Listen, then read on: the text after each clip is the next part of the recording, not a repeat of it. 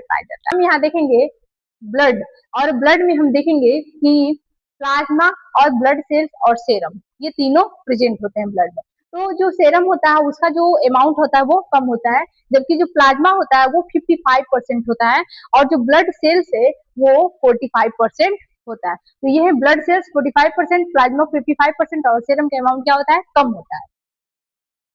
अब यहाँ पे देखते हैं कि अगर ब्लड जो है, ब्लड में से हम सेल को माइनस कर देते हैं, ठीक है, तो ब्लड में से जब सेल को माइनस कर देंगे तो क्या बचेगा, प्लाज्मा बचेगा, ये सिर्फ प्लाज्मा बचेगा।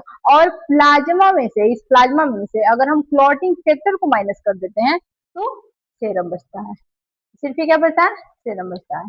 और क्लॉटिंग फैक्टर को हम लोग वो क्या बोलते हैं, एंटी हीमोफिलिक फैक्टर बोलते हैं, ठीक है। ये क्लॉटिंग फैक्टर क्या होता है, जो कि ब्लड को क्लॉट कराने का काम करता है। अगर हमको चोट लगती है कहीं और या एक्सीडेंट होता है तो क्या होता है, ब्लड निकलने लगता है, और जब ब्लड निकलने लगता है तो कुछ टाइम क्या होता है, ब्लड बंद हो जाता है इस क्लॉटिंग फैक्टर की वजह से ही। अब यहाँ पे भी देखते हैं कि जो ब्लड का कंपोजिशन होता है, तो मेनली यहाँ पे हम प्लाज्मा का कंपोजिशन देखेंगे। जो प्लाज्मा का कंपोजिशन होता है वो प्लाज्मा, उसमें 90 से 92% प्लाज्मा में क्या होता है, वाटर होता है।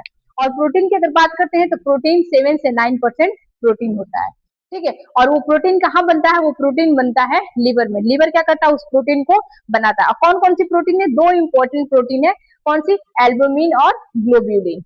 ये दोनों ब्लड का जो प्लाज्मा में ये प्रोटीन पाई जाती है बहुत ही इंपॉर्टेंट है। ये क्या करता है, एल्ब्यूमिन है, यहाँ से एक क्वेश्चन आता है कि कौन सा एबंडेंट, मोस्ट एबंडेंट प्रोटीन है, तो मोस्ट एबंडेंट प्रोटीन कौन सा है, एल्ब्यूमिन है, ठीक है। और ग्लोब्यूलिन की बात करते हैं तो ये जो ग्लोब्यूलिन प्रोटीन होता है ये इम्यूनिटी को क्या करता है, बूस्ट करने का काम करता है। तो मेन ये ग्लोबिन प्रोटीन इंपॉर्टेंट, ये जो ये प्रोटीन होता है, अगर इसी प्रोटीन की डिफिशियंसी हो जाती है हमारी बॉडी में तो बीमारी होता है, कौन सा, मेरेस्मस और क्वार्सिकस, ठीक है।